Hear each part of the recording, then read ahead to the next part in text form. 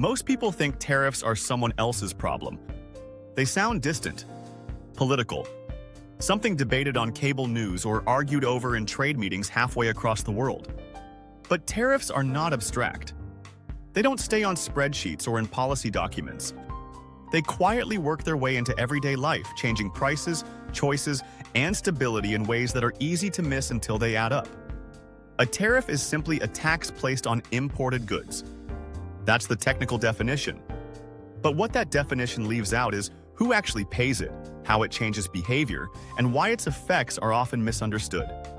When a tariff is introduced, it is usually framed as a way to protect domestic industries. The idea is that by making foreign goods more expensive, local companies become more competitive. In theory, this protects jobs, strengthens local manufacturing, and reduces dependence on other countries. In practice, the story is more complicated. Tariffs do not appear on receipts as a separate line item. You never see a label that says trade policy tax. Instead, the cost shows up quietly. A slightly higher price on electronics, more expensive appliances, rising costs for vehicles, building materials, clothing, and even food. This is why tariffs feel invisible at first. They don't hit all at once. They seep into the system. For businesses that rely on imported materials, tariffs raise costs immediately. Companies then face a choice: absorb the cost and reduce profit, or pass it on to consumers. Most do a combination of both. Over time, prices rise. Not dramatically, just enough to feel uncomfortable. For consumers, the experience is subtle. The same product costs a little more than it used to. You hesitate, but you still buy it. Then it happens again, and again. Eventually, spending feels tighter, even if income hasn't changed. This is where tariffs start to feel personal. In the United States, tariffs became a central economic topic during the Trump administration. Beginning in 2018, the U.S. imposed broad tariffs on hundreds of billions of dollars of imported goods, particularly from China. The stated goals were to protect American manufacturing, reduce trade deficits, and push back against unfair trade practices. Supporters argued that tariffs would bring jobs back, strengthen domestic industries, and make the U.S. less reliant on foreign supply chains. Critics argued that tariffs would raise prices for consumers, hurt exporters, and trigger retaliation from other countries. What actually happened was more complex than either side predicted. Some domestic industries did benefit in the short term. Certain manufacturers saw less competition from imports. But many U.S. companies rely on global supply chains. Raw materials, components, and intermediate goods often come from abroad. When tariffs raised the cost of those inputs, American businesses felt the squeeze. Farmers were hit particularly hard. As other countries responded with retaliatory tariffs, U.S. agricultural exports became more expensive overseas. Soybeans, corn, and other crops lost market share. The U.S. government responded with billions of dollars in subsidies to support farmers, essentially using public funds to offset the costs of trade policy. This reveals something important about tariffs. Even when they are meant to protect domestic workers, the costs often show up somewhere else. Sometimes those costs are paid by consumers, sometimes by businesses, sometimes by taxpayers. Rarely are they paid by foreign governments alone. Another effect of tariffs is reduced choice.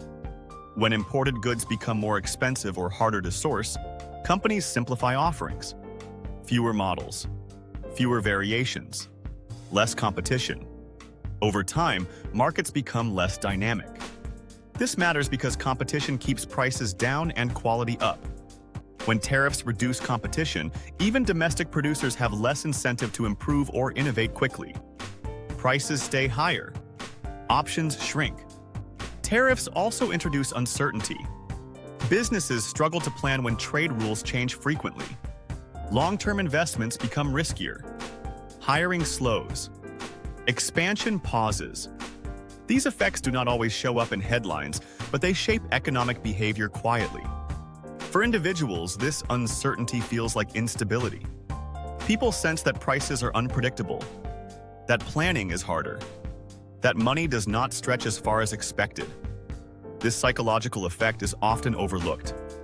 When people cannot predict costs, they become cautious. They delay purchases. They save more defensively. Or they rely more on credit to bridge gaps. None of these responses are irrational. They are adaptations to an environment that feels less stable. Tariffs also interact with inflation in subtle ways. By raising the cost of goods, tariffs contribute to price pressures. They are not the sole cause of inflation, but they can amplify it, especially when supply chains are already strained. When inflation rises, central banks often respond by raising interest rates. This creates a layered effect. Goods become more expensive due to tariffs. Borrowing becomes more expensive due to higher rates. Together, they compress household budgets. This is why trade policy cannot be separated from everyday financial experience. Another common misconception is that tariffs automatically bring manufacturing back home. While some production does shift, many companies respond differently. They reroute supply chains to other low-cost countries. They automate more aggressively, or they reduce product complexity. Manufacturing decisions are based on many factors, including labor costs, infrastructure, logistics, and market access. Tariffs alone rarely reverse decades-long trends. This doesn't mean tariffs never work. It means they are blunt tools. They create pressure, but they don't guarantee outcomes. For workers, the promise of protection often clashes with reality. Jobs may be preserved in one sector while lost in another. Gains are uneven. Costs are spread broadly. This unevenness is why tariffs feel confusing. Some people benefit. Others pay. Most people just feel more pressure without a clear explanation. Over time, tariffs can also reshape global relationships. Trade partners respond. Alliances shift. Supply chains reconfigure. These changes take years to play out, but their effects persist long after the initial policy announcement fades from the news cycle.